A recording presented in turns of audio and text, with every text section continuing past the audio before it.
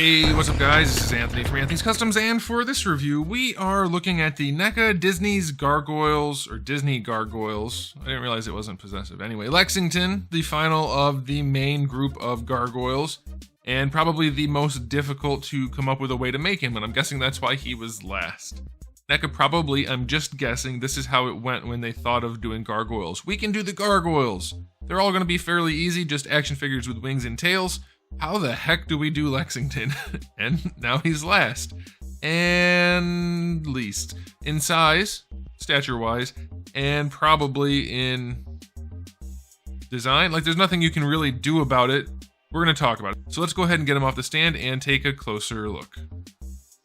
Alrighty, so before we get into the figure, let's go ahead and get into my package. I do think we have some nice artwork. Again, the Gargoyles have all looked really nice. I've liked their packaging a lot. Elisa's wasn't as good, but yeah, I mean, it was just a lady acting like a cop, so it's like there's nothing wrong with the art. It's just way less interesting like this. This is cool artwork. I could see Gargoyles fans just liking the packaging on these guys. There's a photo of the figure. There you go. Another photo of the figure. And some more photos of the figure and the other figures that you can buy. We have reviewed all of them now, except for this one. And this one technically, but I'm thinking it's mostly just this one. All right, okay. Oh yeah, inside, I have to show you. Big window and a nice action figure photo. That's a good one. All right. Very nice. We're gonna do a quick size comparison. I don't have any of my other Gargoyles handy, but I do have this guy handy. So you can see there's Goliath. That's not the regular version of Goliath, but it's the same sculpt. And here is Lexington. Turn it that way so you can see maybe a little. You can see his outline. Anyway, there's Lexington. I'm not opening the figure just for this, but I have already reviewed that for you. So yeah, he comes up to Goliath's belt. So I'd say that's a pretty good scale, and then we'll do another quick scale for you, which is against your average 1/12 scale figure. Of course, Lexington does have his legs bent to that degree, and there you go. All right, so his height, his official height with his legs bent, is roughly 13 centimeters. That's going to be roughly 5 inches, give or take. Okay, so there you go. All right, question of the day. How would you have preferred they do these wings? Soft plastic that just curls up? Separate pieces that can like overlap, that are maybe a little bit stiffer, but they can overlap? Or just separate pieces altogether, like one for his arms down, one for his arms up, and maybe one where they do overlap? Some more options, something like that. Cloth even, not a good idea, I don't think, but I've heard some people float that idea, but I figured I'd include it in here, though I think it's a terrible idea. I would go with, we need one piece. Where's the box? Okay, I think this is how I would have done it, especially since he's a smaller figure. I think I would have given you option parts. One set of wings just for this pose, because when the wings are up, just leave the wings up, you know? You don't have to be able to articulate them down. It's kind of like a parts former rather than a full-on transformer. So one set of wings for this pose here. Okay, I would have also done one set of wings that overlap in this sort for using poses like this. Somehow separate pieces, I don't know, maybe even just flexible wings like this for this, but I'll get into why that doesn't really work. And then one set that are really compacted for his crouching pose, which he did do a lot in the cartoon. Can this figure do it? I don't think so. We're going to try a little bit more in this video. So yeah, I don't know. I just think we need more options, because this I don't think is a good enough option. I've run into a lot of problems with this just in prepping for the review. So we'll see what I think by the time we get done. Okay, so on to the aesthetic. I love the color. I think they did a pretty good job. I think they did a really good job with the shading. It's easy to go over with the lighter skin tone, and they did a nice job. It's not anywhere near as speckly as we've seen in some other ones. It is very subtle. Looks nice. His loincloth, very nicely done. Nice shiny belt. Mine has some blemishes going on the chest, but nothing too bad. Like, that's not good, but whatever. I don't like it. Face is done pretty well. I do think his eyes are slightly bug-eyed, but not really. Like, actually, it looks better here. Where was that? This photo. Some of the photos that... Oops, you can't see it. The photos that they were circulating of their production, it made him look slightly googly. Like, the eyes were pointing out to the side some, based on the pupil placement. But I think it actually looks much better, so I'm glad that they fixed that. I think that looks really nice. or just giant big eyes with tiny black dots. They did a good job, and the teeth are on there good enough, or well enough, goodness gracious. So that's good. The wings, a little bit of probably dry brushing if I had to guess. And that's good. All right, little bit of that metallic finish on the backs of the wings, hard to see, but it's there. So yeah, I think he looks pretty good. Definitely aesthetically pleasing, and if you're gonna leave him in a neutral pose like this, the wings aren't very good looking, but they're not super obviously bad. I don't know what they could have done practically speaking other than a bunch of option parts, and that's really not a practical solution, so I guess this is it. And we're gonna get into it in the articulation section, but aesthetically, other than the wings, I'll go 9. It looks pretty good. Nice texture, nice sculpt, nice shading, all that kind of stuff. Including the wings, I'm gonna knock it down to a 7. There's nothing NECA could really do about that, but that doesn't really matter because what you're buying is this product, so you need to know it's gonna look a little weird. You have to accept it, because what else are you gonna do? But you should know. All right, and I say accept it as in, like, really what other good option was there? All right, so let's talk about the accessories. We do have the normal head that has the pupils and the normal face, kind of a smile. And then we get the angry head where he's yelling and he's got the whited out eyes and the fangs. That's good. His teeth are definitely not very uniform, and I guess that's what they were going for. I don't know if it's accurate or not, but just be aware of that. I didn't study his teeth in preparation for the review. For hands, we have the 2 open hands that come on him in the package. We get some fist hands, and then we get another open hand and a trigger finger hand. You do get his crossbow, which is really nicely made. It actually has real chain on it. Not in a functional way, like you can't use it for anything, but it does have real chain on there. So that's cool. It's maybe a little bit oversized, but still nicely done. You get 4 little crossbow bolts. They kind of just disappear into the crossbow and can't be used for anything, so I'm not sure why they bothered, but what the heck, maybe these are a repaint of something they made before.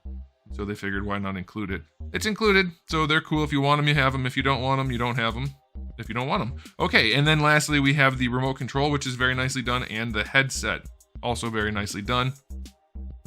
Like I said before, not the biggest figure. He's definitely the smallest by far, even compared to Elisa. And we don't have any special accessories. So the least amount of plastic in the box by a lot. I think we could have gotten more wings for somebody, even, again, for this guy. So accessory-wise, 7 out of 10, it's fine. But for being such a tiny one, I think they could have definitely given us a little bit of something. All right, that's what I'm thinking. You guys can let me know what you think. All right, as for the articulation, they did an interesting thing here. They pulled a Hasbro, sort of. There is a notch in the back of the neck, but there's a key difference between this and when Hasbro does it. You can see the ball. That's the ball right there, which means their ball is not buried down here somewhere. It's up at the very top of the neck, and watch this.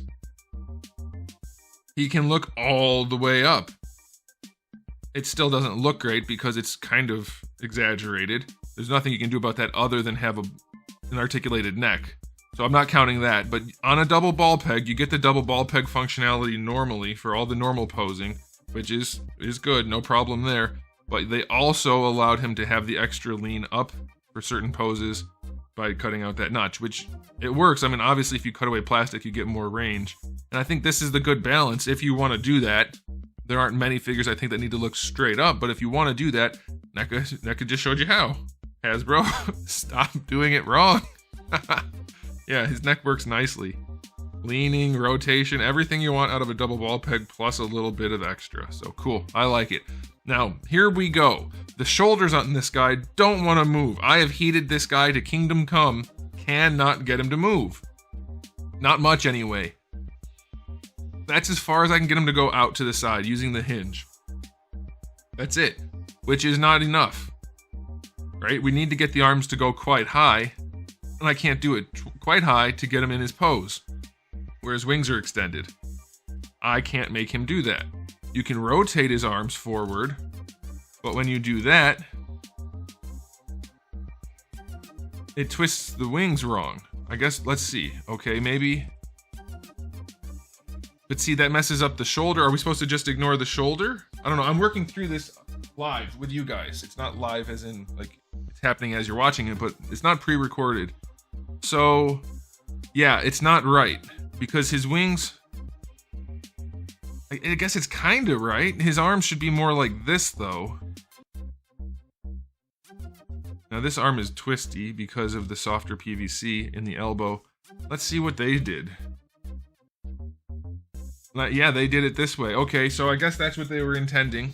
And it's functional enough, so you rotate forward. Alright, you rotate forward and then rotate your bicep, and you do get his wings. And of course you can pose them however you want to, do it less or more, to whatever degree. So that'll work to give him the extended wings. If you want to do less, I would say bring the arms farther forward. Oh, that's one of the things I was going to say that I was having trouble figuring out how to do in any useful ways. Bending the elbows.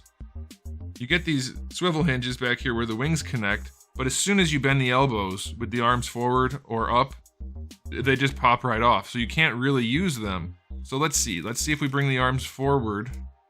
I'm gonna rotate back, bring the arms back down, and I guess you'll be able to bend some here. Yeah, okay, so you can bend there, and it doesn't disconnect. It's okay. I guess it's okay. I don't know what else they could have done. So that's actually a reasonable solution. So I guess this is fine. I was expecting, and maybe what I had going on earlier was that because I had recently heated it, these popped off a little more easily. But right now they're not too bad. They're only really popping off when the arms are up. Let's see. Yeah, they're staying in place.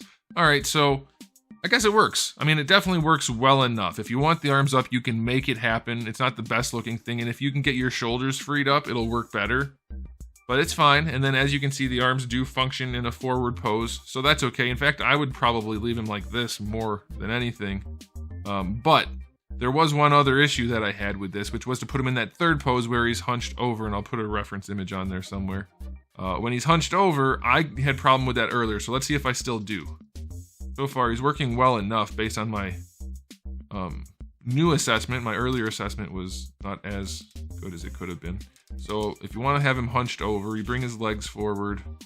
All right, you're gonna have to bend his knees and stuff. We'll get to that. So you have his head forward. Can we bring his arms forward?